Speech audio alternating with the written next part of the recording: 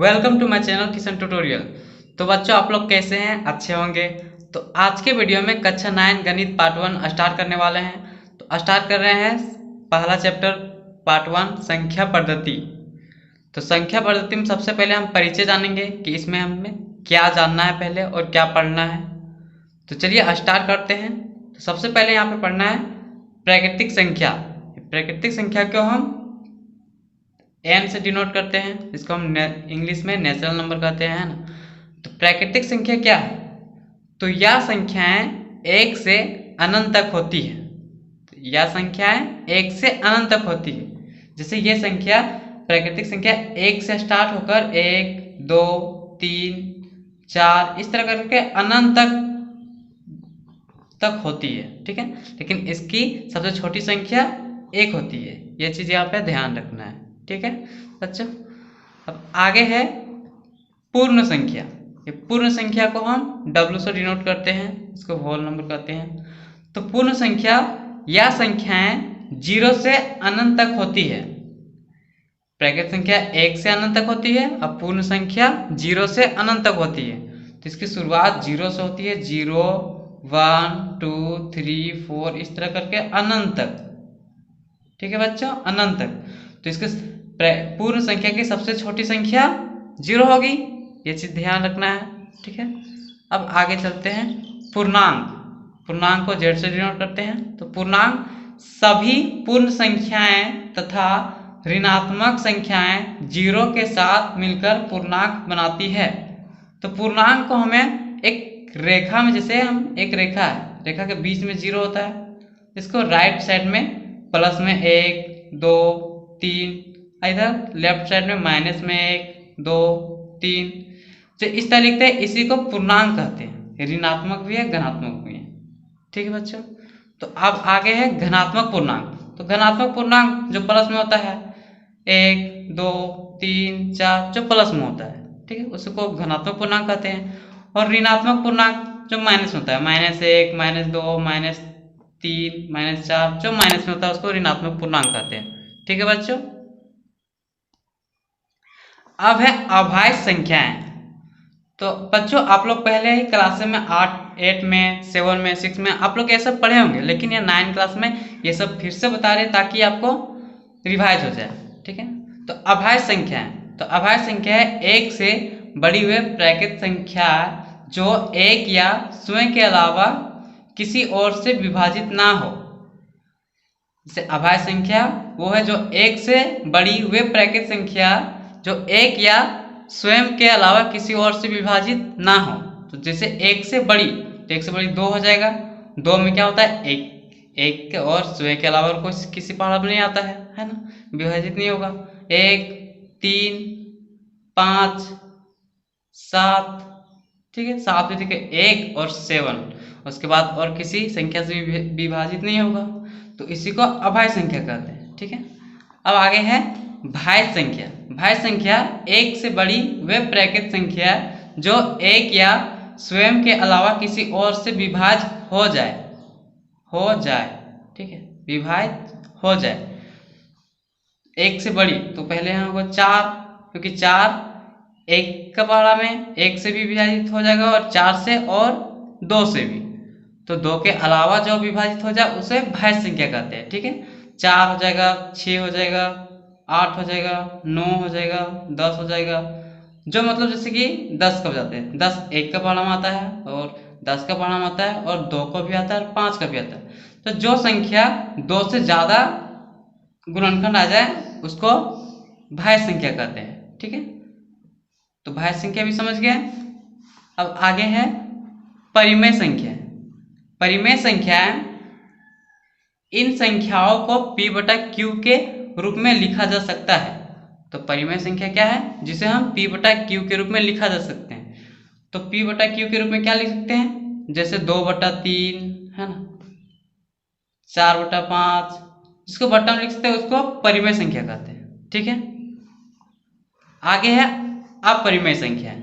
तो अपरिमेय संख्या वे संख्या है जिन्हें P/Q के रूप में नहीं लिखा जा सकता है, जिसके P/Q के रूप में नहीं लिखा जा सकता है। तो तो वो क्या है जो p बटा q के नहीं रूप में नहीं लिखा जा सकता, तो हो जाएगा √2, जिसमें जो रूट में होता है उसको हम नहीं लिख सकते p बटा q के रूप में।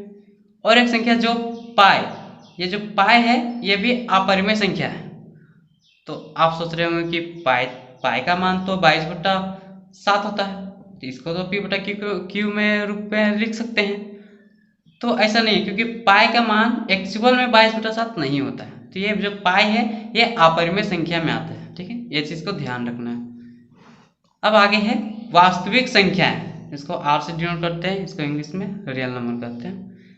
तो सभी संख्याओं का संग्रह, सभी संख्याओं का संग्रह, इसका मतलब है जितना भी अभी हम पढ़े हैं, अभाज्य संख्या, भाज्य संख्या, परिमेय संख्या, पूर्णांक, ऋणात्मक, धनात्मक, जितना भी संख्या है सभी संख्याओं का संग्रह, मतलब कोई भी संख्या, मतलब सभी संख्याओं को मिलाकर भी रख दे, इसको वास्तविक संख्या कहते हैं, ठीक है। सभी संख्याओं का संग्रह, ठीक है, सभी संख्या का संग्रह मतलब कोई भी, जितना भी अभी हम पहले पढ़े, अभाज्य संख्या, भाज्य संख्या, परिमेय संख्या, सभी संख्या क्या होगा यहाँ पे रख देते हैं, उसको वास्तविक संख्या कहते हैं, ठीक है बच्चों। अब है वास्तविक संख्याएं और उनके दशमलव प्रसार। तो शांत, इस शांत जब होता है जब इस स्थिति में शेष 0 हो जाए।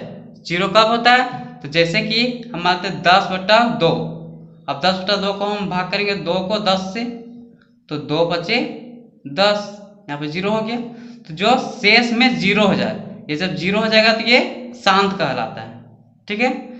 अब आगे है अनवांछनीय आवर्ती, जिसको अशांत आवर्ती कहते हैं। तो इस स्थिति में शेष की पुनरावृत्ति होती है। तो पुनरावृत्ति होती है कब, जब समझ लीजिए कि 1/3, अब 1/3 को भाग दीजिए 3 को 1 से, अब 3 को 1 से भाग देंगे पहले 0 होगा, अब 0 होगा तो 0.3 हो जाएगा यहाँ पे। अब फिर 1 बचा, अब फिर 0 करेंगे तो फिर 3 आएगा, आते रहेगा, जैसे कि फिर 0 दिए, फिर 3, फिर 9 लगाएंगे तो फिर 1 आएगा, है ना। तो मतलब ये 3 बढ़ते जाएगा। जब इस स्थिति को ही अशांत आवर्ती कहते हैं, ठीक है बच्चे। अब आगे है अशांत अनावर्ती।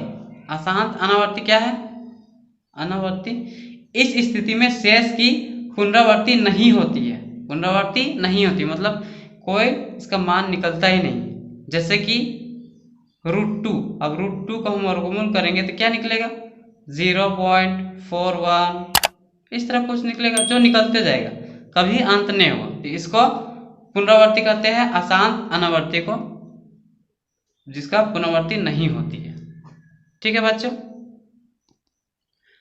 अब आगे है बच्चों घातांक के नियम, इसको भी जानना है। घातांक के नियम एक पहला है a इसका पावर में m इंटू a का पावर में n, तो इक्वल टू हो जाएगा a का पावर में m प्लस n, जो मतलब गुना में है उसको प्लस हो जाता है ऊपर, ठीक है।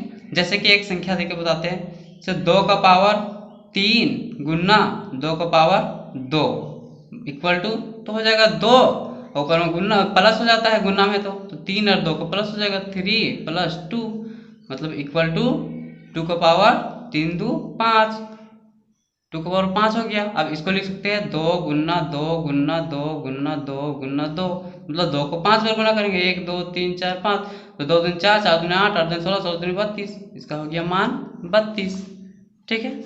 अब उसी तरह दूसरा में है a का पावर m और होल ब्रैकेट के बाहर n, ठीक है, इसका इक्वल टू हो जाएगा a का पावर mn। तो चलिए हम लिखते हैं, तो 2 का पावर 3, इसके ब्रैकेट में बाहर 2, तो हो जाएगा 2 का पावर में n into m into n, मतलब 3 इंटू 2, तो इसका हो जाएगा 2 तिया 6, ऊपर में 6 हो जाएगा, तो इसका मान हो जाएगा 2 गुना 2 गुना 2 गुना 2 गुना 2, 1 2 3 4 5 गुना 2, मतलब 2 का पावर 6, मतलब 2 को 6 बार गुना करेंगे, तो 2 दूनी 4, 4 दूनी 8, 8 दूनी 16, 16 दूनी 32, 32 दूनी 64, तो इसका मान ये हो जाएगा 64, ठीक है बच्चों। अब आगे है तीसरा नंबर में a का पावर m बट्टा a का पावर n, तो इक्वल टू हो जाएगा a का पावर m माइनस n, ठीक है। जैसे कि यहाँ पे है 2 का पावर 4 और नीचे है 2 का पावर 3, तो इक्वल टू यहाँ पे हो जाएगा 2 का पावर 4 माइनस 3, तो मतलब 4 और 3 के 1 बचेगा, तो 2 का पावर 1 हो गया, इसका मान 2 ही होगा, है ना। अब आगे है 4 नंबर में a का पावर m और b का पावर m, ठीक है, तो दोनों में हो जाएगा a b का पावर m। जैसे कि मानते हैं 2 का पावर 3 और फिर 2 का पावर 3, तो 2 नहीं, यहाँ पे 3 का पावर 3, तो यहाँ पे हो जाएगा 2 इंटू 3 का पावर होल ब्रैकेट में हो जाएगा पावर 3, तो इसका मान हो जाएगा 2 3 6 का पावर 3। अब 6 का पावर 3 को कैसे लिख सकते हैं, तो 6 इंटू 6 इंटू 6, 6 6 36, 36 छक 216, ठीक है, इसका मान 216 हो गया। तो बच्चों ये था पहला पार्ट का परिचय।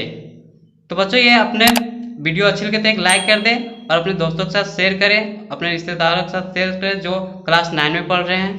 आगे चैप्टर 1 एक्सरसाइज स्टार्ट करेंगे। Thank you.